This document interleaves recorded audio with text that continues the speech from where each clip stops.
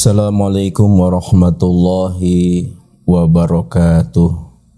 Bismillah walhamdulillah wassalatu wassalamu ala rasulillah wa ala alihi wa sahbihi wa mawalah, amma ba'du. Para pemirsa yang berbahagia dan harus kita paksakan berbahagia apapun keadaannya, insya Allah masuk surga bersama keluarga dan diridhoi oleh Allah Subhanahu wa ta'ala. Manusia diciptakan oleh Allah dalam bentuk yang paling indah, dalam bentuk yang paling baik. Kalau kita pergi ke kebun binatang, seluruh binatang yang ada di kebun binatang kita ajak foto bersama, maka satu persatu kita foto dengan mereka. Tetap manusia adalah makhluk yang sangat sempurna, yang diciptakan oleh Allah dengan sebaik-baiknya bentuk. Itulah firman Allah di dalam Quran, laqad khalaqnal insana fi ahsani taqwim. Sesungguhnya kami telah menciptakan manusia dalam bentuk yang sebaik-baiknya. Tsumma radadnahu asfala safilin. Kemudian kami kembalikan ke tempat yang serendah-rendahnya. Manusia itu kalau kita lihat dalam konteks Quran, ketika Allah menyebut manusia dengan berbagai bentuknya, baik itu dengan bahasa al-insan, dengan bahasa an-nas, dengan bahasa al-bashar, itu hampir seluruhnya 100% konotasinya negatif. Jadi seolah-olah manusia itu tidak ada baiknya, padahal dia diciptakan oleh Allah dengan sebaik-baiknya bentuk. Tapi kenapa ketika Allah berbicara tentang manusia, baik menggunakan kata al-insan, al-bashar, an-nas, selalu konotasinya negatif? Ini yang menjadi persoalan. Maka ternyata ketika manusia itu diciptakan dalam bentuk sebaik-baiknya dan semulia-mulianya, tetapi ketika hidup di dunia dia tidak mengenal siapa penciptanya, tidak mengenal siapa Tuhannya, maka manusia itu akan tersesat jauh dan dia cenderung mempertuhankan selain Allah, entah itu hawa nafsu atau yang lain-lainnya. Manusia punya potensi berbeda dengan makhluk yang lain. Malaikat misalnya, dia diciptakan oleh Allah lurus-lurus saja. Dia diberi akal oleh Allah tapi tidak diberi nafsu. Sehingga kalau kita tidak pernah mendengar malaikat mencuri, malaikat korupsi, wajar, karena tidak ditempelkan nafsu pada dirinya. Sehingga dia selalu lurus, mencintai kebaikan, mencintai hal yang ma'ruf. Itu malaikat. Lain halnya dengan makhluk yang bernama binatang. Ia diberi nafsu oleh Allah tapi tidak diberi akal. Sehingga kalau binatang itu tidak punya rasa malu, bahkan dia melampiaskan syahwatnya di depan teman-temannya sesama binatang, itu bukan persoalan, karena binatang itu diberi nafsu tapi tidak diberi akal oleh Allah Subhanahu wa ta'ala. Makanya binatang itu ritme irama kehidupannya ya makan, minum, tidur, bersahwat.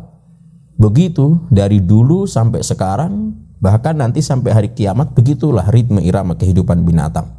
Hanya makan, minum, bersahwat, makan, minum, bersahwat. Begitu siklusnya.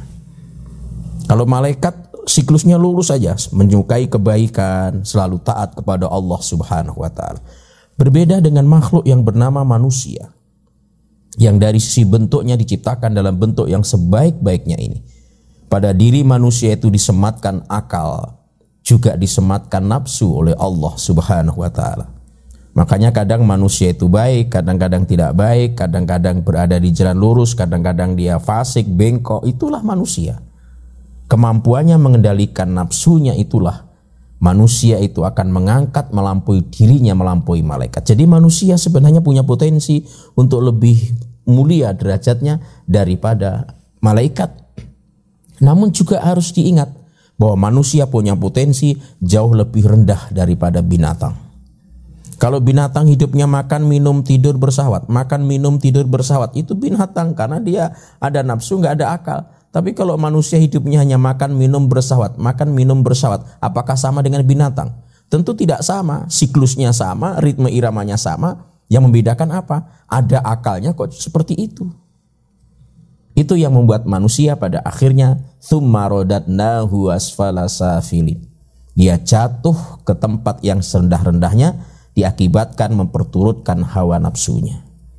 Oleh karena itu harus disadari bahwa kita manusia ini adalah makhluk yang dimuliakan Allah Subhanahu wa taala.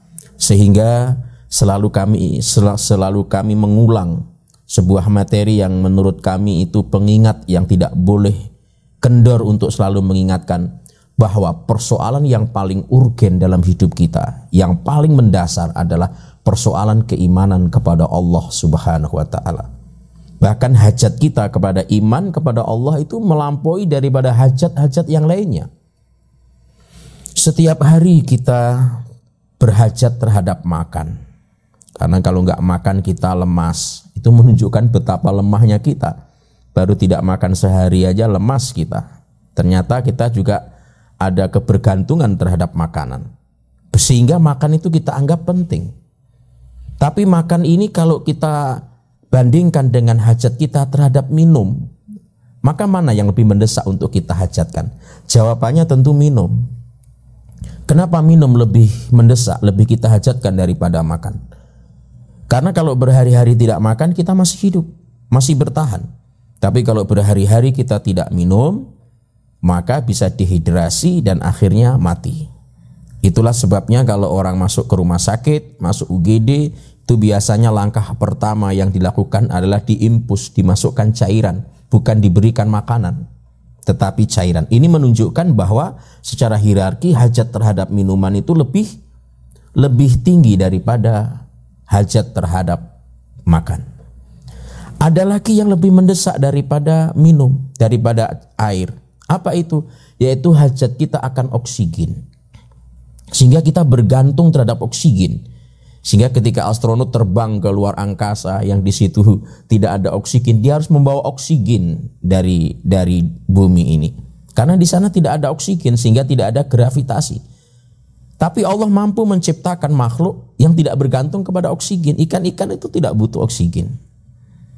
Nah, tetapi bagi kita oksigen itu lebih kita hajatkan daripada makan dan juga daripada minum. Ada yang jauh lebih kita hajatkan daripada makan, daripada minum, daripada oksigen bernapas ini. Apa itu? Yaitu hajat kita terhadap iman kepada Allah Subhanahu wa taala.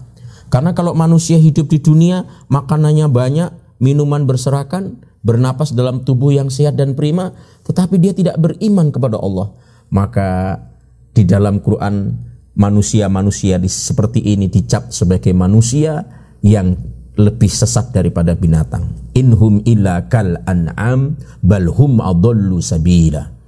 Sesungguhnya mereka itu bagaikan binatang ternak, bahkan lebih sesat daripada binatang ternak itu. Itulah makanya pada episode-episode berikutnya kita selalu mengulang-ulang mengingatkan Allah sebagai Tuhan kita, hidup kita menyembah Allah, dan di akhirat kita siap bertanggung jawab dan menghadap kepada Allah Subhanahu wa taala. Jangan sampai kita lari dari mempertuhankan Allah, akhirnya di akhirat disungkurkan dengan Tuhan-Tuhan yang palsu itu ke dalam neraka. Na'udzubillahi min dzalik. Semoga keberadaan kita sebagai manusia ini dan kita diberi akal yang mulia ini jangan kita rusak, lalu lebih meningkatkan kemuliaan kita. Kita harus lebih mampu mulia daripada malaikat, karena dia diberi akal, tidak diberi nafsu, dan kita diberi akal yang kadang-kadang direpotkan oleh nafsu ini, tapi kita tetap bisa mentaati Allah Subhanahu wa taala. Tentu semuanya karena berkat rahmat Allah Subhanahu wa taala. Demikian, mohon maaf, wallahu waliyul muttaqin. Assalamualaikum warahmatullahi wabarakatuh.